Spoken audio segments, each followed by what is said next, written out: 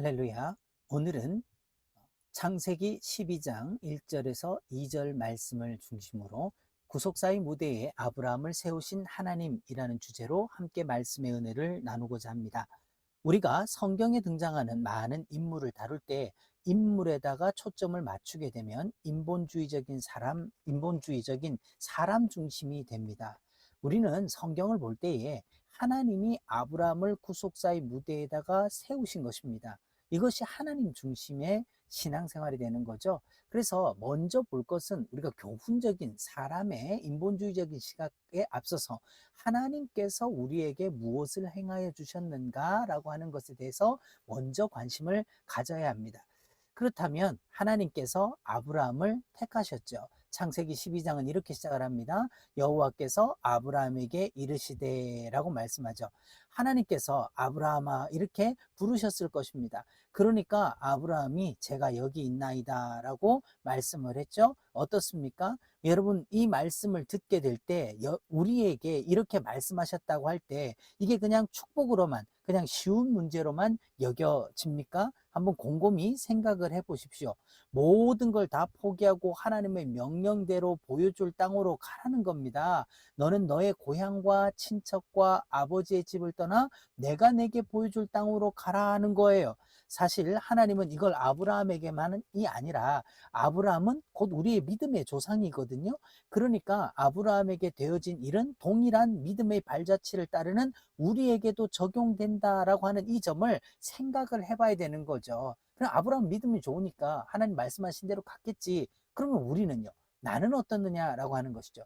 그러면 이 아브라함이라는 사람은 어떤 사람입니까? 창세기 11장 10절을 보면 셈의 족보는 이러하니라 라고 말씀을 하죠.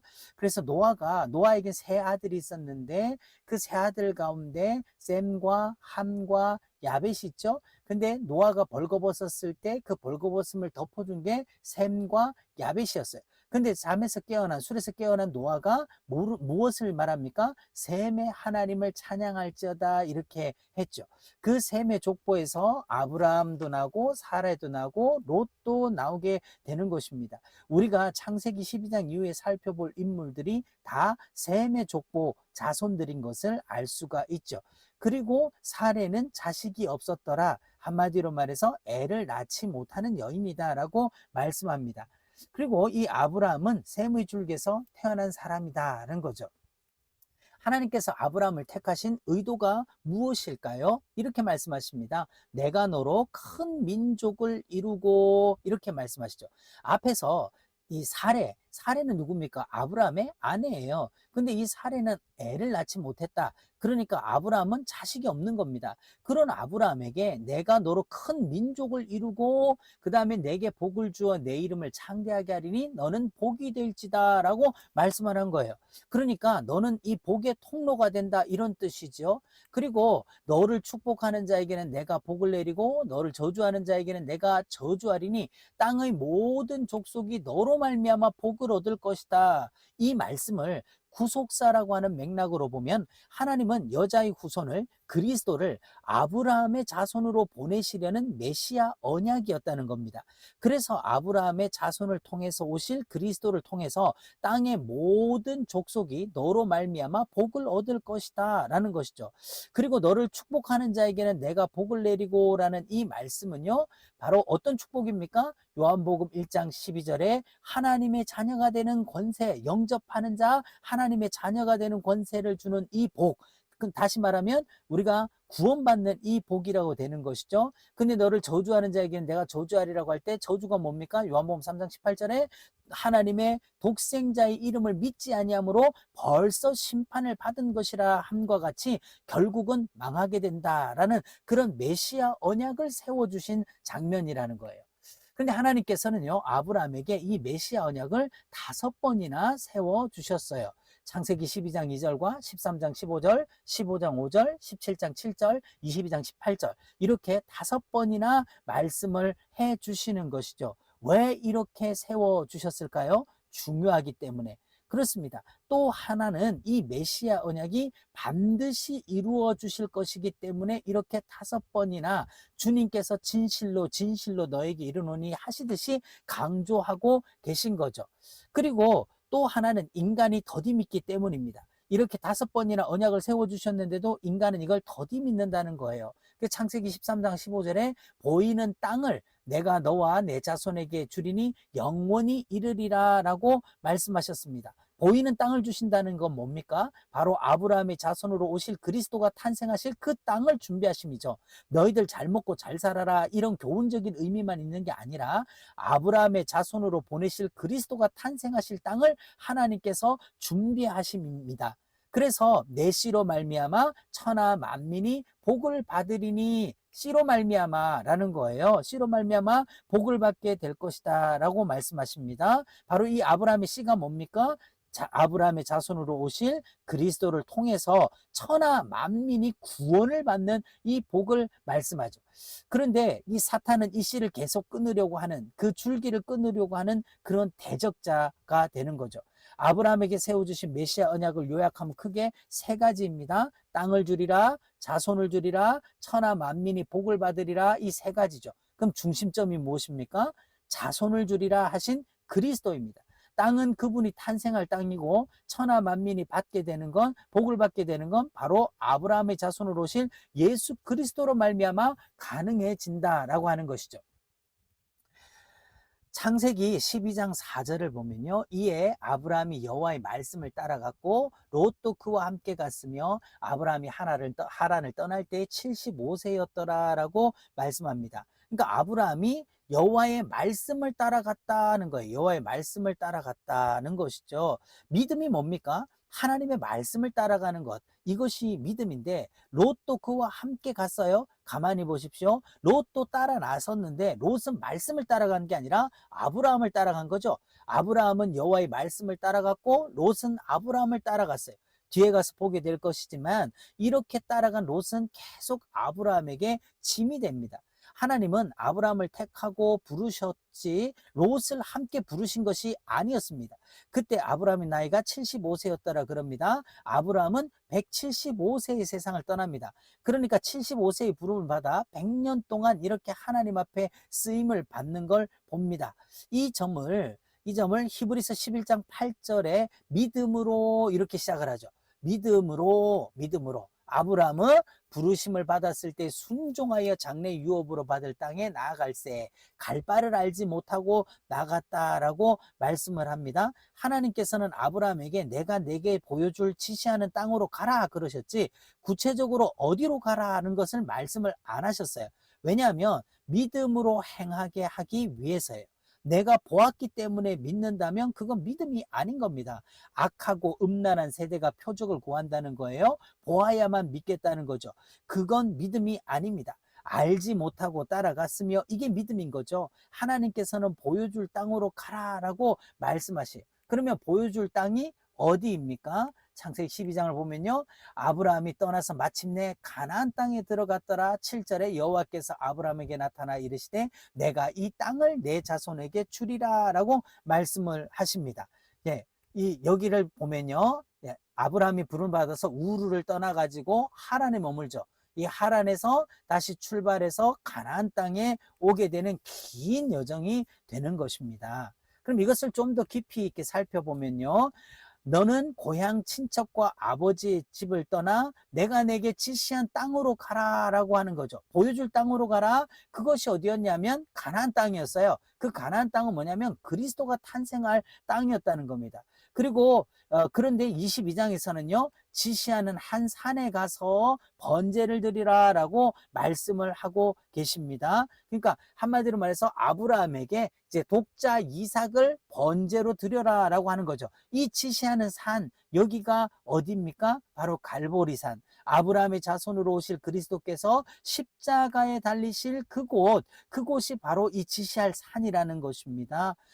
여기에서 지시할 땅은 예수님이 탄생하실 땅이었고, 지시하는 한 산은 바로 메시아 그리스도께서 우리 죄를 위하여 십자가를 지실 바로 그 갈보리 산이었다는 거죠. 그래서 하나님의 말씀은 이렇게, 하나님이 계시는 이렇게 전진을 합니다.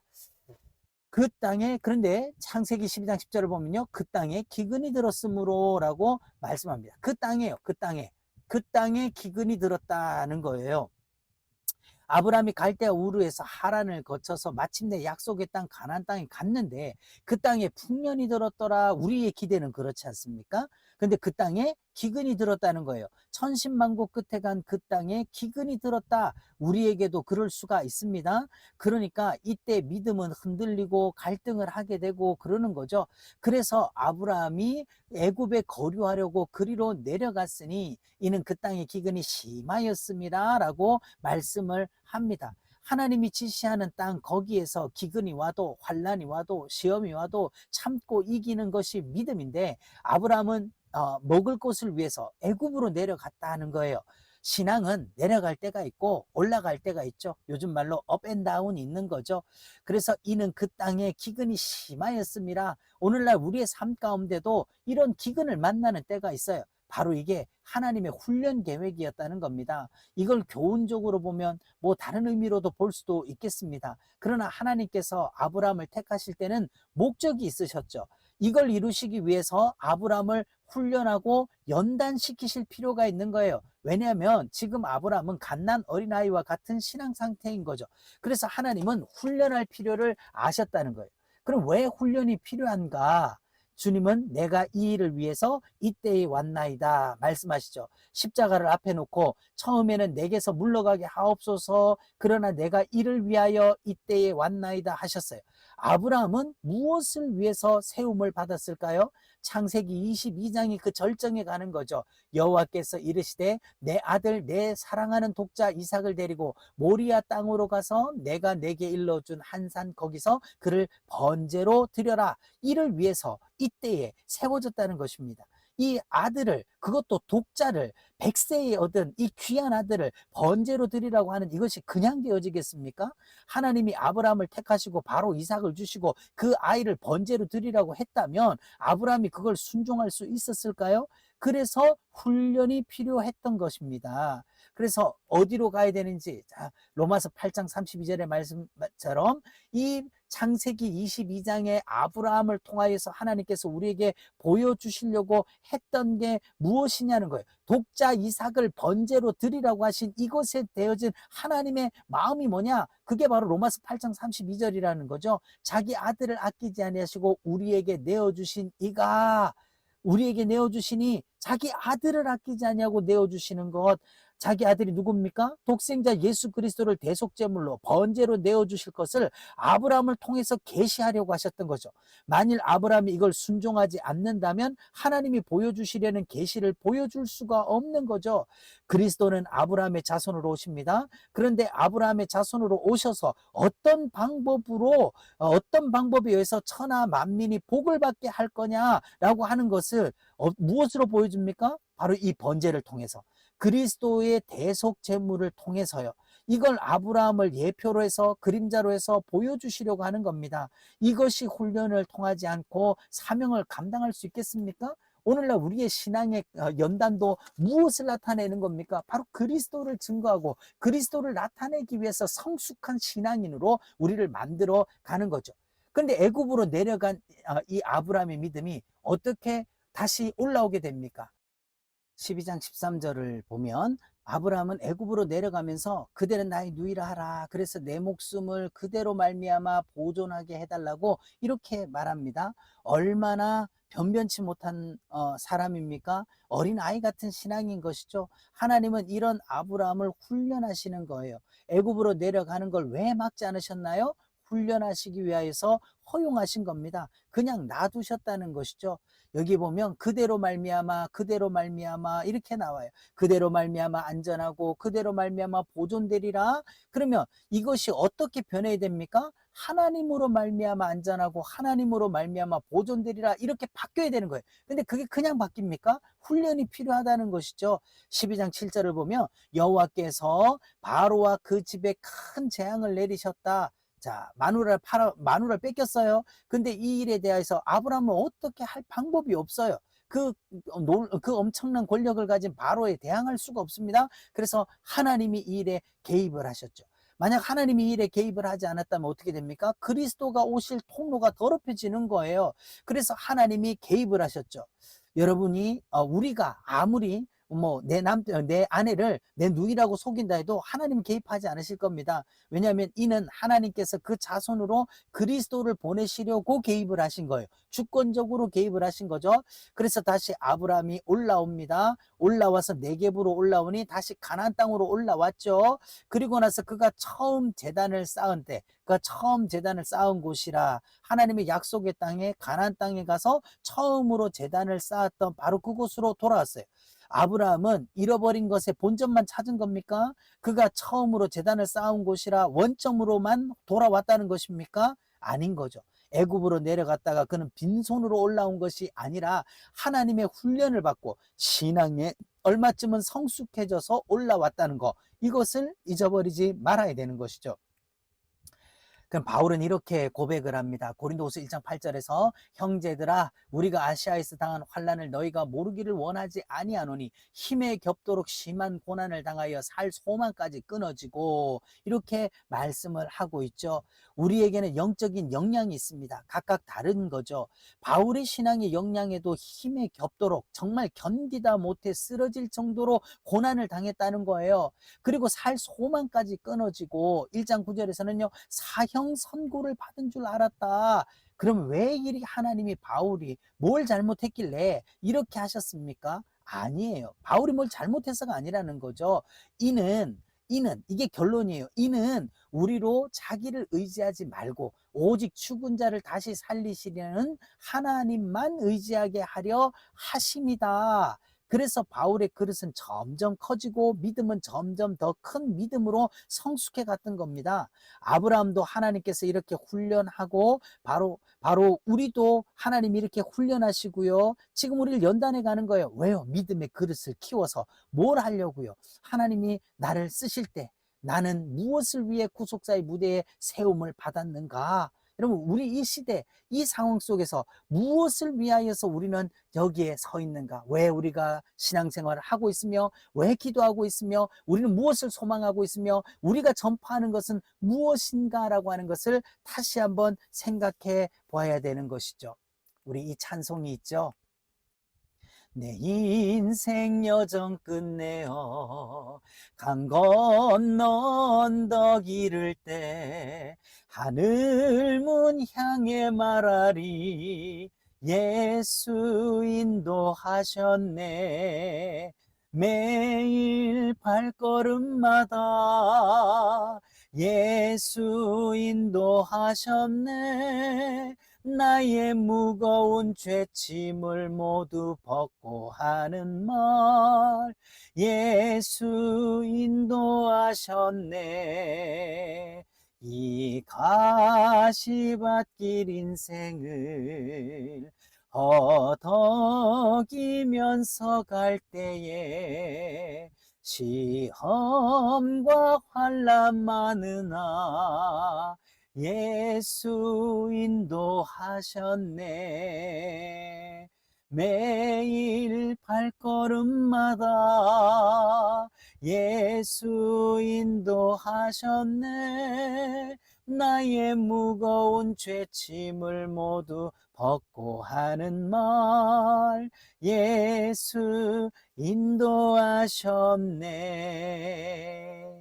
늘 함께 하시는 이 주님의 인도하심으로 날마다 승리하며 사는 저와 여러분 되기를 예수님의 이름으로 축복합니다.